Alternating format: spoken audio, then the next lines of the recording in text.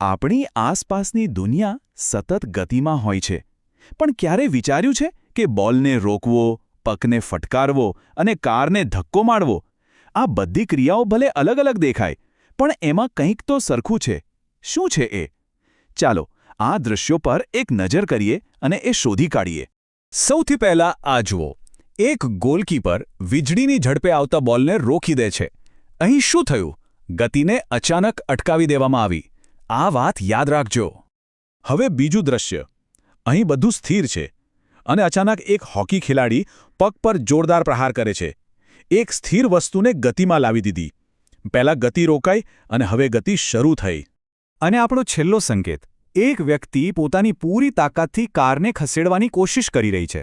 તો ગતિ રોકવી, ગતિ શરૂ કરવી અને ગતિ બદલવાનો પ્રયત્ન કરવો, આ બધાની પાછળ કઈ એક જ શક્તિ કામ કરી રહી છે.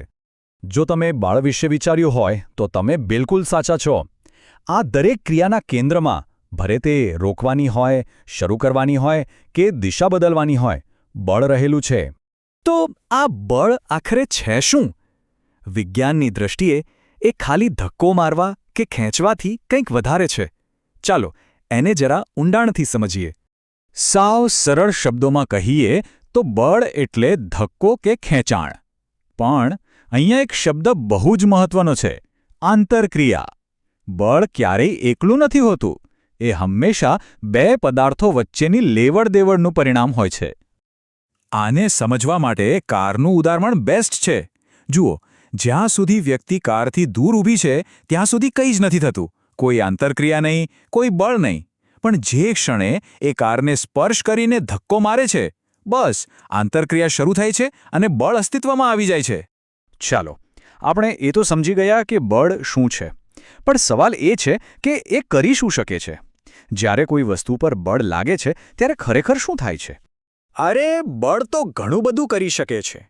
એ એક સ્થિર પડેલા બોલને ગતિમાં લાવી શકે, ચાલતી ગાડીની સ્પીડ વધારે કે ઘટાડી શકે. એટલું જ નહીં, એ ગતિની દિશા પણ બદલી શકે છે. અને હા, એ કોઈપણ વસ્તુનો આકાર પણ બદલી શકે છે. આકાર બદલવાની વાત આવી છે તો આનાથી સારું ઉદાહરણ શું હોઈ શકે? જ્યારે લોટ બાંધવામાં આવે છે ત્યારે હાથ વડે બળ લગાવવામાં આવે છે અને પરિણામ, લોટનો આકાર સંપૂર્ણપણે બદલાઈ જાય છે. આ બળની તાકાતનું એકદમ સરળ અને સ્પષ્ટ ઉદાહરણ છે. પણ શું થાય જ્યારે એક કરતાં વધુ બળ એક સાથે કામ કરે?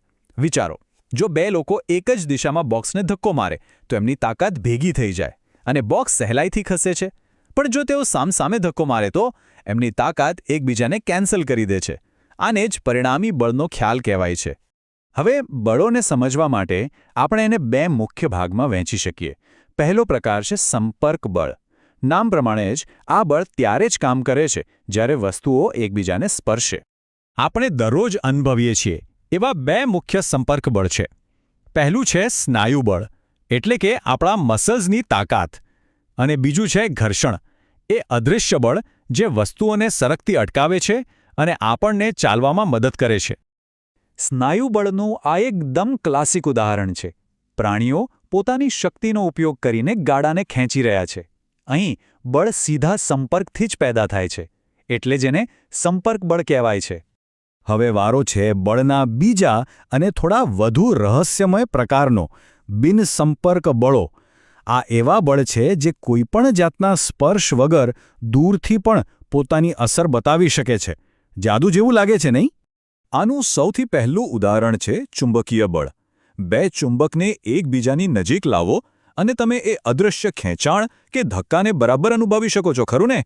એ સ્પર્શ કર્યા વગર જ એકબીજાને ખેંચે છે અથવા દૂર ધકેલે છે. આ પ્રયોગ તો કદાચ આપણે બધાએ બાળપણમાં કર્યો જ હશે. એક સ્ટ્રોને વાળમાં ઘસીને કાગળના નાના ટુકડા પાસે લઈ જાઓ અને એ જાદુની જેમ ચોંટી જાય છે. આ છે સ્થિત વિદ્યુત બળ, સ્પર્શ વગર લાગતું બીજું બળ.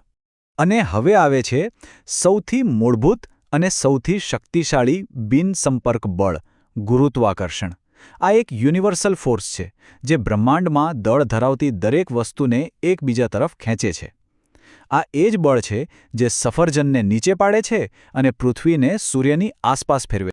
આપણે બળ વિશે તો ઘણું જાણ્યું, પણ હવે એક નવો અને રસપ્રદ સવાલ ઊભો થાય છે. શું બળની અસર હંમેશા એકસરખી જ હોય છે? ના. અને આ જ વાત આપણને દબાણના ખ્યાલ તરફ લઈ જાય છે. 1 મિનિટ માટે વિચારો, શું સરખું બળ લગાવવાથી હંમેશા સરખું જ પરિણામ મળે છે? ચાલો આને એકદમ સરળ ઉદાહરણથી સમજીએ. આ કુલીને જુઓ. સામાન તો ભારે છે, પણ એને એક સ્માર્ટ કામ કર્યું છે. માથા પર કપડાની ગાદી મૂકીને તેણે સામાનના વજનને એટલે કે બળને મોટા વિસ્તારમાં ફેલાવી દીધું છે. આનાથી શું થયું? એના માથા પર દબાણ ઘણું ઓછું થઈ ગયું. અને આ જ છે દબાણનો સિદ્ધાંત. દબાણ બરાબર બળ ભાગ્યા ક્ષેત્રફળ. આનો સીધો મતલબ એ છે કે જો તમે ક્ષેત્રફળ ઘટાડશો તો તેટલા જ બળથી દબાણ વધી જશે. એટલે જ તો ધારદાર છરીથી સહેલાઈથી કપાઈ જાય છે, કારણ કે એની ધારનું ક્ષેત્રફળ બહુ જ ઓછું હોય છે. દબાણની તાકાત કેટલી હોઈ શકે એનું આ એક ઐતિહાસિક ઉદાહરણ છે. મેક્ડબર્ગના 2 અર્ધગોળાને જોડીને અંદરની હવા કાઢી લેવાઈ. પછી શું થયું? બહારની હવાનું દબાણ એટલું બધું હતું કે ઘોડાઓની ટીમો પણ તેને ખેંચીને અલગ ન કરી શકી. આ છે આપણી આસપાસની હવાનું એટલે કે વાતાવરણીય દબાણની તાકાત. તો આપણે જોયું કે બળ અને દબાણ આ અદૃશ્ય શક્તિઓ આપણી દુનિયાને કઈ રીતે ચલાવે છે. હવે જ્યારે તમે આ રહસ્ય જાણો છો ત્યારે તમારી આસપાસની દુનિયામાં જુઓ. આ અદૃશ્ય બળો તમને બીજે ક્યાં ક્યાં કામ કરતા દેખાય છે?